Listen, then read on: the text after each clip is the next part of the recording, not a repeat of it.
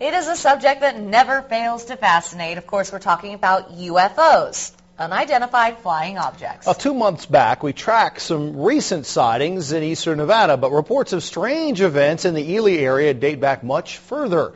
KOLO 8 News' Ed Pierce recently returned to eastern Nevada on the trail of an alleged incident that happened nearly 60 years ago. And Ed, we are talking about a possible crash of a UFO.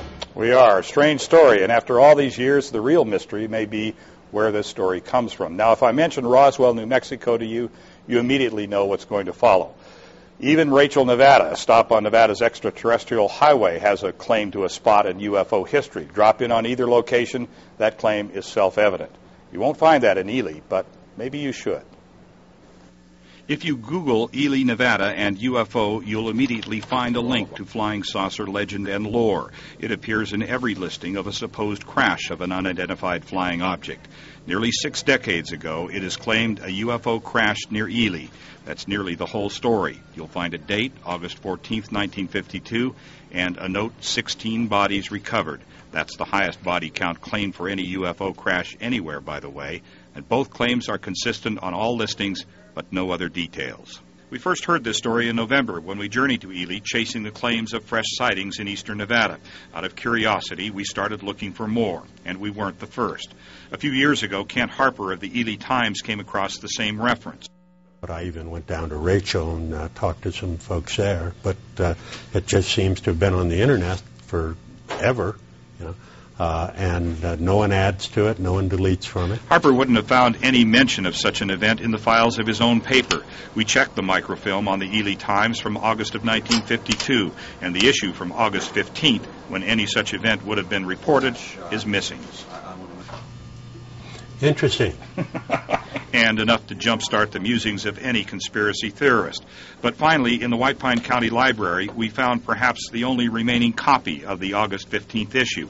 A baseball tournament, an approaching festival, news from the Korean War, even a planned flyover by Air Force bombers, but nothing that could give rise to a rumor of a UFO crash. Mention any of this to anyone on the street here, and you'll likely get a puzzled stare and a shrug. Nearly 6 decades later, the incident, whatever it was, if it was, appears to play no prominent role in local memory. But if you talk with people here, stories do begin to emerge. It seems they've long since been used to seeing strange things in the sky. Stories dating back to the 50s are now third-hand, but the most intriguing links the crash story to a spot just west of Ely along Highway 50 called Copper Flat. And I told my neighbor about it, who was here for a lot of years, and he said, oh, I knew all about it because my friend told me he witnessed it. Mary Sorensen is a lifelong resident of White Pine County and a local historian. Growing up here, she heard no stories of UFO crashes, but a few years ago, looking for material for a collection of local ghost stories, she came across the same information we did and mentioned it to a longtime resident who said he'd heard it firsthand from a close friend, a security guard working for the nearby copper mine. He told his friend that he witnessed a UFO crash, and the government swore him to secrecy, that he was not to divulge it to anybody, what that he'd seen. A UFO crash, not a plane crash. A UFO crash is what he said. The man, by all accounts, a responsible, respected member of the community, took whatever else he might have known, including the exact location of any incident, to the grave. Ironically, years after the reported crash, this location would have an unrelated connection to aerospace. In 1959, NASA located a tracking station on Kimberly Mountain overlooking Copper Flat, part of Project High Range, to track the flights of the X-15 rocket plane. I seen what I seen. I know I'm not crazy. As a 12-year-old staying with his grandparents in East Ely that same summer of 1952, Claude House says he and others in the neighborhood had their own close encounter. At 4 in the morning, a bright object lit up the sky above the house, letting out a low hum. Neighbors gathered and watched, joined by a deputy and finally the sheriff himself.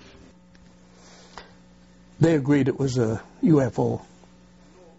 A few days later, he recalls dinner-time conversation talking about a crash. They said a few of their friends from Kennecott went up there to see what it was, you know, if they could see any stuff laying all around or whatever. And they said it was, they blocked it off, and it was a light plane that crashed. We've been unable to verify any incident involving an aircraft of any type near Ely or anything else that would morph into a reported crash of a UFO. So, inevitably, we are left with a mystery. Where did this story come from? It's a question without an answer and likely to remain that way. The coldest of cold cases in the UFO file.